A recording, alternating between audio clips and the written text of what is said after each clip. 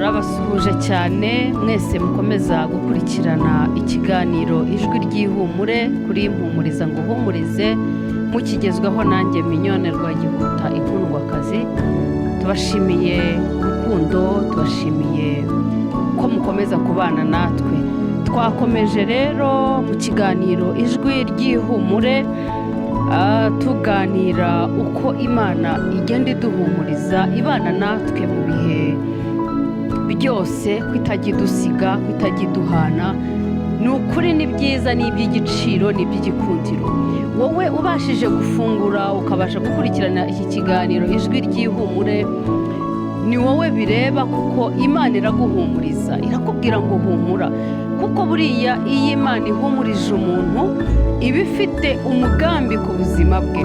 Niba rero itubwira amagambo y'ihumure, nukituremo umutima kugira ngo tumenye yuko iri kumwe natwe, itigeze idusiga.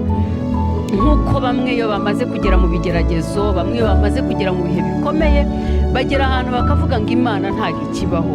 Hari n'abagera ahantu bakayihakana bakavuga ngo n'ubundi iyi Mana ntabwo iriho. Nk'uko umugore wa Yobu yageze ahantu akamubwira ngo ubundi iyo Mana yawe wayihakanye ukipfira.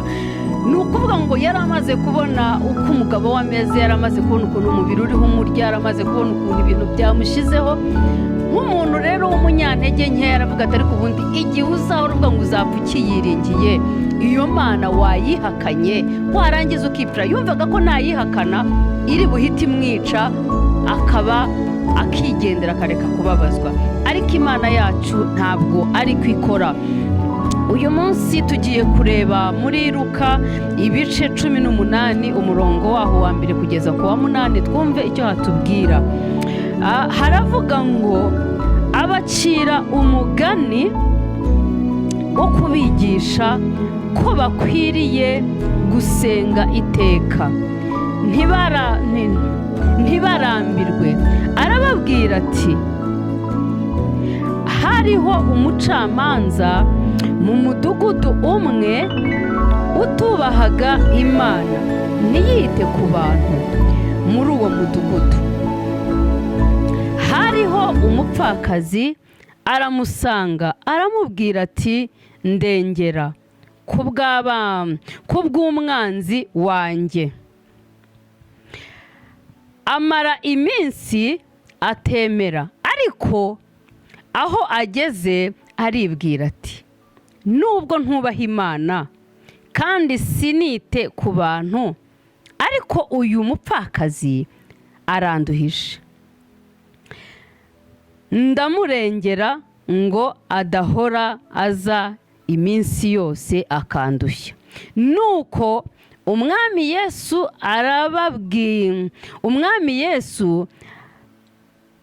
arabaza ati ntimwumvise ibyo umucamanza ukiranirwa yavuze? Ubwo bibaye bityo, Imana se yo ntizarengera intore zayo ziyitakira ku manywa na nijoro? Mbese yazirangarana? Uko niko ari habaza. Imana yo ntiyagira gute? Ntiyatabara intore zayo, cyangwa se ntiyarenganura abana bayo, cyangwa se ntiyatabara abayitakambiye? Ndababwira yuko izazirengera vuba. Ubwo aravuga intore z'Imana. Ariko umwana w'umuntu naza, mbese azasanga kwizera kukiri mu isi?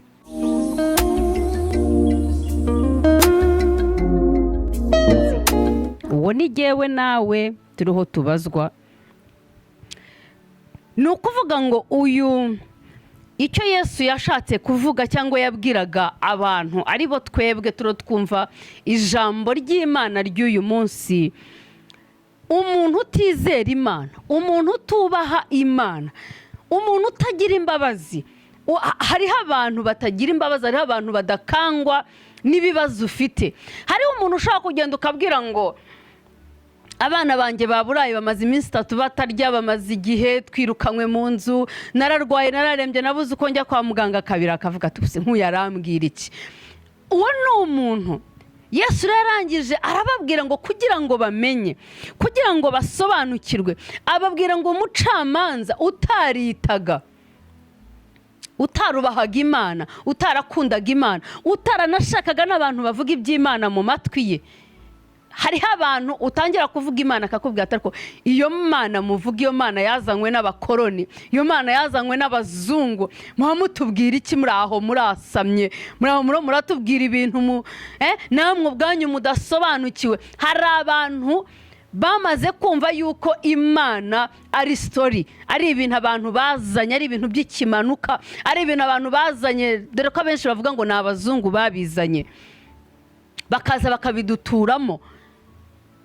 Arangije arababwira ati uyu muntu ko atubaha Imana, ndetse uretse no kubaha Imana nta n'agaciro ajyaho abantu, ntiyita ku bantu, nubwo ari umuyobozi nta gaciro ajyaho abantu.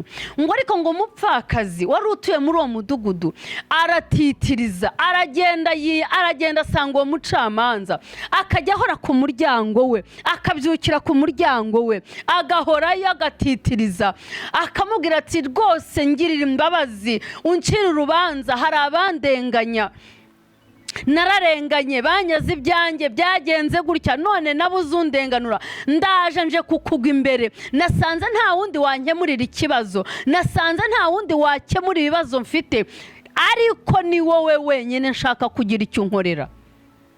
Ngo umucamanza aramwihorera ngo hashira iminsi adakeneye no kumva ibye. Bamubwira bati wa mugore, ejo mu gitondo bati wa mugore, bakongera bati nyamara yagarutse, bakongera bati nyamara wa mugore dore nguriya ku muryango. Agera ahantu ngo aribwira mu mutima we ngo ariko ngo nubwo ntubaha Imana, ngo nkaba ntajya nita ku bantu, ngo ariko ngo uyu mugore aranze arandembeje, reka nze mukemurire ikibazo cye, mbone yamvira ahangaha, mbone yagenda, induru ye ndayirambiwe, kwicara ku muryango ndabirambiwe, reka nze mukemurire ikibazo afite. Uwo ni umugani Yesu yaciraga abana b'abantu batizera, batemera ko Imana ishobora byose, batemera ko hari icyo Imana yakora, batemera ko yahindura amateka y'ubuzima, batemera ko. Arangije amukemurira ikibazo cye kubera gutitiriza. Yesu arangije aravuga ngo niba uwo mugabo cyangwa se niba uwo mucamanza w'umwana w'umuntu utarubahaga Imana, utahaga agaciro abantu, yarageze ahantu kubera gutitiriza agasubiza uwaje amushakaho igisubizo, mbese Imana yizirengagiza intore zayo? Niba uzi yuko ubana n'Imana, ukaba uzi neza yuko uyiringiye, niba uzi neza yuko nawe utari muri ba bandi bahakana, ukaba uzi ko Imana ishobora byose, ukaba uzi ko Imana itarobanura ku butoni, ukaba uzi yuko muba yacunguje amaraso ya Kristo nawe urimo, ukaba uzi neza ko muba yaremye ikabarema ibakunze nawe urimo, irakubwira ngo niba uwo mucamanza utubaha Imana yarabashije gukemura ikibazo cy'umupfakazi, icyo ngo yatubwiraga ngo kwari kugira ngo dusenge ubudasiba, dutitirize, tubane n'Imana, duhore tuyibwira. Hari abagera ahantu bakagirira impuhwe Imana, bakavuga ngo ahari aho ni ukuyigora. Imana yacu ntabwo ari ukuyigora, kubera yuko nayo ubwayo aravuga ngo titiriza, ubane nayo, nturambirwe gusenga kwawe, nturambirwe kwinginga kwawe, nturambirwe kugira neza kwawe, nturambirwe gufasha, nturambirwe umurimo mwiza wose ukora, nturambirwe. Ntagire ibiguca intege, ntagire amagambo aza y'urufaya akubwira ngo ubundi nkawe urakora iki, ngo ucike intege. Kora icyo ugomba gukora, kuko uzi neza yuko uzaguhemba ari Imana, ntabwo ari umwana w'umuntu waguhemba. Umuntu we wagira icyo amukorera, wagira ikintu umukorera ukagira icyo umufasha, ugakora ibishoboka byose, we ntanabyiteho, ahubwo akanarenza akanavuga ibitari byo, akagera ahantu ntanagushimire, ariko wowe ugomba gukora icyo ugomba gukora. Mu ijwi ry'ihumure ndaguhumuriza mu ijambo ry'Imana, nkubwira ngo niba Imana umuremyi w'isi n'ijuru, imbaraga zawe n'agakiza kawe, buhungiro bwawe, soko y'umunezero. Niba ubwo duheruka kuganira twaganiriye ku ijambo rivuga ngo izi ibyo yibwira kutugirira ntabwo ari ibibi, ahubwo ni ibyiza kugira ngo itureme umutima. Muri uwo mutima rero ibyo iriho iturema ni noko n'ubu ngubu hano muri Luka ibice 18 hatubwiye ko hari umupfakazi watitije agatitiriza umunyabyaha, ariko kuko ari umuyobozi, kuko ari umucamanza, akavuga ati nanjye aha hantu sinzahava, aha hantu sinzahava mpaka ikibazo cyanjye gikemutse, aha hantu sinzahava nzahaguma, aha hantu nubwo bimeze gutya, mu gihe ikibazo cyanjye gihari nzahaguma kugeza igihe ikibazo cyanjye cyumviswe. Ni ukuvuga ngo mureke uko tugiye gusenga, uko turi kumwe n'Imana, uko tugendana n'Imana, ntiturambirwe. Hari abarambiriwe mu nzira bari bagiye kugerayo, hari abarambiriwe mu rugendo, hari abari bagiye kugera ku gisubizo bararambirwa. Uwo mudamu w'umupfakazi iyo aza kurambirwa akavuga ati bansuzuguye, akavuga ati igihe nahereye, ese ubu ngubu ubundi ntibabibona, ese kagasuzugura kazageza he, reka mbyihorere bibe uko byakabaye, uyu mwanzi wanjye cyangwa se dufitanye ikibazo akomeza ngaraguza agati.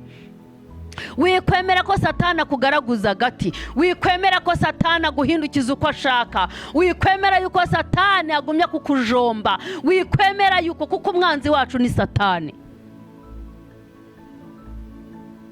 Niba dusoma Bibiliya tukaba twemera yuko Bibiliya ari ubuhanuzi buzima butavangiye, tukaba twemera yuko Bibiliya uzi yuko hariho igihe umuntu yicara ugatekereza ukavuga uti ko uyu muntu ntako ntagize, ugasanga nubwo wowe ntako utagize ariko we nta cyiza abona.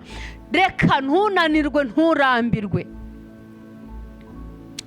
kugira neza, nturambirwe gusura abarwayi, nturambirwe gufasha abakene, nturambirwe kwambika abambaye ubusa, nturambirwe gufasha imfubyi, nturambirwe.